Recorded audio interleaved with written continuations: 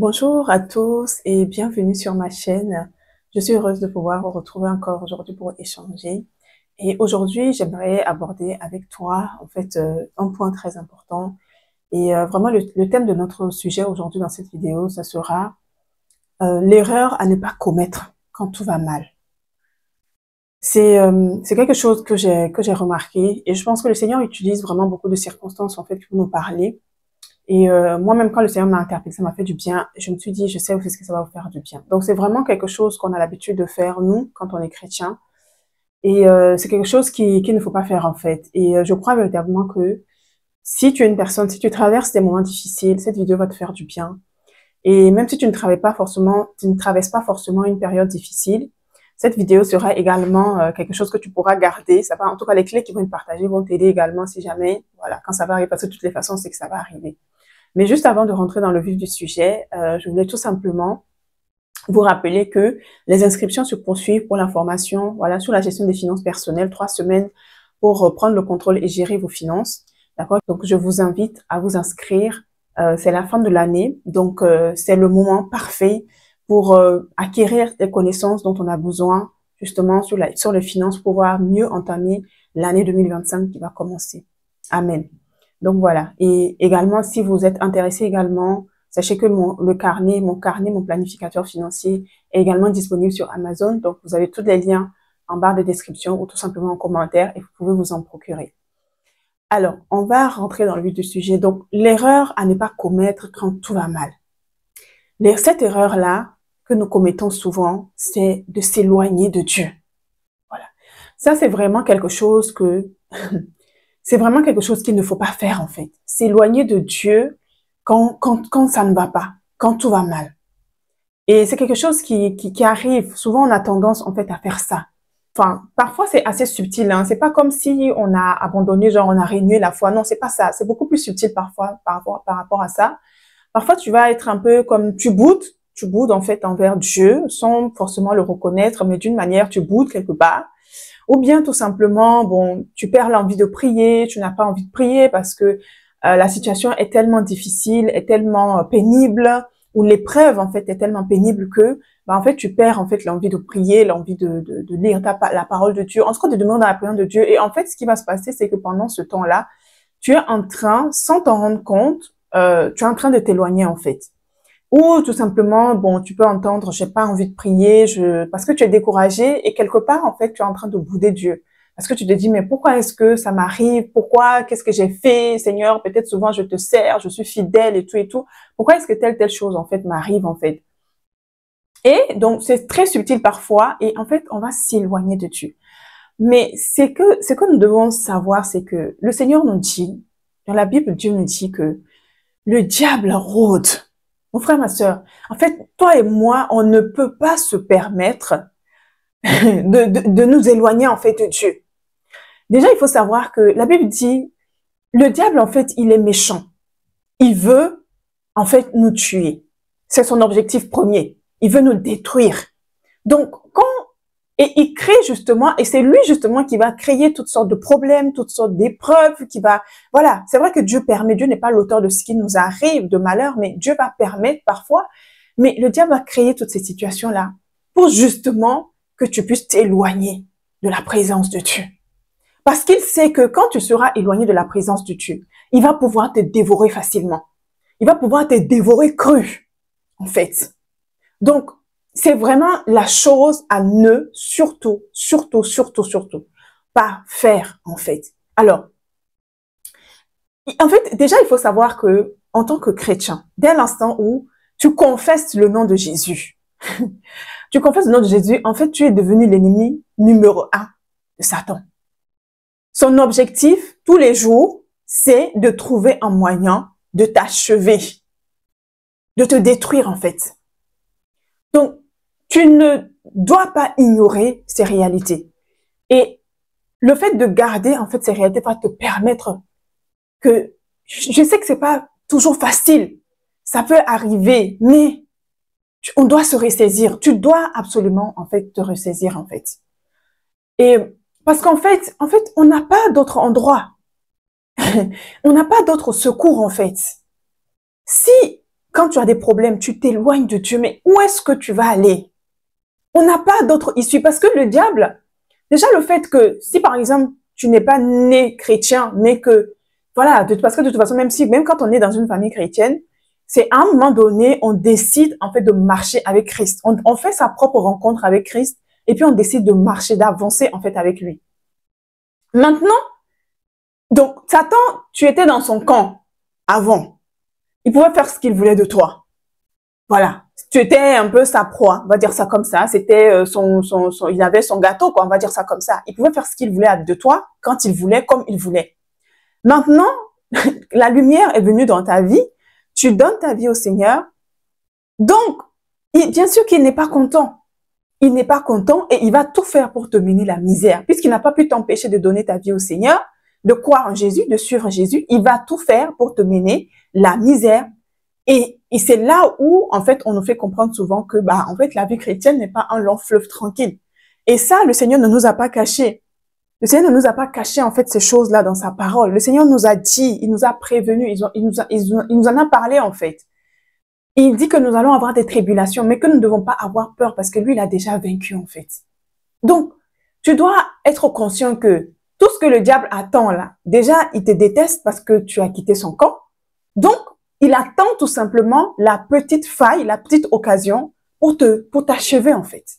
Donc, même si c'est difficile, même si c'est compliqué, je t'en supplie, ne t'éloigne jamais, mais jamais de la présence de Dieu. Alors, comment faire? Comment faire quand c'est difficile? Comment faire pour rester accroché au Seigneur dans ces temps-là et rester dans sa présence? Et c'est ce que nous allons voir ensemble, en fait, justement dans les prochaines minutes. Alors, la première chose que j'ai envie de te dire, c'est, toi et moi, nous devons avoir l'attitude de David. En fait, David, c'est vraiment la vie de David est juste extraordinaire, est juste magnifique. Et la vie de David, quand on lit, en fait, les psaumes, ou bien quand on lit l'Ancien Testament, par exemple, sur la vie de David, en fait, on s'aperçoit que c'était un homme, en fait, qu'il fasse jour, qu'il fasse nuit, qu'il pleuve, qu'il neige, qu'il vente. Lui, c'était Dieu. C'était Dieu, en fait. Et je vais vous lire, en fait, un passage dans 1 Samuel 30 au verset 6. Verset 6, en fait, David est passé par beaucoup de détresse, comme tout être humain, en fait. Mais cette détresse-là, je pense que c'était vraiment l'une des plus douloureuses, en fait, pour lui. Parce qu'il revenait de guerre, en tout cas, il revenait de guerre. Et je crois que c'était les Philistins, ou en tout cas, une autre tribu qui était venue et qui avait détruit, en fait, la ville, ou on va dire le pays là où ils habitaient. Et la Bible raconte, en fait, dans ce chapitre-là, que les ennemis, en fait, ont emporté, non seulement ils ont brûlé la ville, et ils ont emporté les femmes, les enfants, en fait, qui étaient restés. Parce que les hommes étaient partis en guerre avec David. Donc, l'ennemi a emporté les femmes et les enfants, en fait, avec eux. Y compris les deux épouses et les enfants de David. Donc, quand ils reviennent, imaginez, vous partez en guerre, vous revenez, il n'y a plus personne, tout a été emporté, il y a des armées derrière toi qui te regardent, qui comptent sur toi. Enfin, bref, qui sont même prêts à te lapider. Et la Bible nous dit que David, dans le verset 6, la Bible nous dit que David fut dans une grande angoisse car le peuple parlait de le lapider. Parce que tous avaient de l'amertume dans l'âme, chacun à cause de ses fils et de ses filles. Mais ce qui est extraordinaire dans ce verset, c'est que la Bible dit que mais David reprit courage en s'appuyant sur l'Éternel, son Dieu. C'est-à-dire qu'il a pleuré comme tout le monde. C'est-à-dire que non seulement il devait pleurer parce qu'on a emmené ses deux épouses et ses enfants et tout ce qui l'appartenait, mais en plus de ça, il a un peuple, c'est-à-dire des soldats qui étaient avec lui, qui n'ont plus leur famille et qui, non seulement, eux c'était triste, mais en plus de ça, ils voulaient le lapider. Donc, c'est-à-dire qu'on pense même pas en fait à lui, sa douleur qu'il pouvait ressentir et dire on va se soutenir et non. En fait, les gens l'accusent et ils veulent le lapider. Mais l'attitude de David, la Bible dit que il prit courage, il a repris courage en s'appuyant sur l'Éternel. Ça veut dire qu'à un moment donné, il a pleuré et puis à un moment donné, il a dit stop. Il s'est relevé, il est allé voir la personne qui a la solution. Il est allé voir Dieu. Et Dieu va lui donner une indication, une stratégie. Et c'est comme ça qu'il a pu aller dans le camp de l'ennemi, récupérer tout, non seulement les épouses de ses soldats, de toutes les personnes, de tous ces hommes-là qui avaient combattu avec lui, mais également ses épouses et ses enfants. Mais voilà, mais la Bible dit qu'il était dans une grande angoisse. Ça veut dire que c'était très douloureux. Voilà, c'est très, et je pense que c'est très douloureux pour un homme voilà, de dire en fait que on est venu ravir en fait ta famille. Voilà, mais et tout au long de la vie de David, on va remarquer cette attitude-là. Il avait vraiment cette attitude-là, toujours dans la présence de Dieu. Même quand il a commis l'adultère même quand il avait commis l'adultère, en fait, il ne s'est pas enfui en fait de la face de l'Éternel. Voilà, il est parti s'humilier, il est parti rester dans la présence de Dieu. Peut-être qu'il n'arrivait pas forcément à parler, mais il est parti, il est resté. Parce que de toutes les façons, il a compris en fait que Dieu est tout pour moi en fait. Je n'ai personne d'autre. Je n'ai pas d'autre. En fait, je n'ai pas de plan B. Je n'ai pas de plan B. C'est Dieu, c'est lui et lui seul. Et je voulais vraiment nous encourager. C'est la première chose, la première clé que je veux nous donner, nous encourager. C'est d'avoir cette attitude de David. C'est-à-dire que dans les moments difficiles, quand tout va mal, quand rien ne va, quand nous sommes affligés par les situations, par les épreuves, mon frère, ma sœur, ne t'éloigne pas, ne commets pas l'erreur de rester loin de la présence de Dieu. C'est-à-dire d'arrêter de prier, d'arrêter de mettre la louange chez toi, d'arrêter de lire la parole de Dieu. Tu ne dois surtout pas faire ça. Parce que ce qui va se passer, c'est que l'ennemi va chercher, il va t'isoler. Il va t'isoler. Et plus le temps va passer, plus tu auras moins envie de prier. Et c'est comme ça qu'il va t'isoler encore plus et il va te détruire. Il va te détruire. Et en fait, là où tu pensais que ta peine va s'améliorer, mais non, en fait, ça va juste s'aggraver, en fait. Nous n'avons que Dieu. Nous n'avons que Dieu. Je sais que c'est dur, je sais que parfois c'est pénible, mais restons dans la présence de Dieu. Donc ça, c'est la première clé que j'ai donnée, avoir l'attitude de David. La deuxième chose que je veux te partager pour t'aider, quand ça ne va pas et que on n'a pas envie de prier, même moi, ça peut arriver, mais efforce-toi de garder une atmosphère d'adoration. C'est-à-dire, tu dois avoir une playlist d'adoration, c'est-à-dire d'adoration profonde. C'est-à-dire, c'est le type d'adoration, quand tu les mets, c'est-à-dire, c'est des adorations vraiment qui sont inspirées. Voilà. Quand tu les mets, que tu as envie de prier ou pas prier, tu as juste envie de rester dans la présence de Dieu. Même sans parler, reste dans la présence de Dieu. Mets un temps de louange, mets un temps d'adoration profonde, peut-être une chanson de supplication. Pleure si tu as envie de pleurer, mais reste là, tout simplement. Et le Seigneur va te consoler, en fait. Mais ne commets pas l'erreur de t'éloigner. Donc ça, c'est la deuxième clé que tu peux faire. Baigner dans l'atmosphère d'adoration. Tu n'as pas besoin de parler. Vous savez, même quand on se retrouve simplement dans la présence de Dieu, même sans parler, Dieu, il sonde nos cœurs. Dieu entend les cris profonds de nos cœurs. Dieu lit même dans nos pensées, en fait. Et j'aime dire que même nos pensées sont des sujets de prière qui montent vers Dieu. Voilà pourquoi Dieu nous dit de veiller sur notre cœur. Et veiller sur notre cœur, c'est veiller également sur nos pensées. En fait, c'est qui traverse nos pensées, en fait. C'est tellement important. Ça, c'est la deuxième clé que tu peux faire.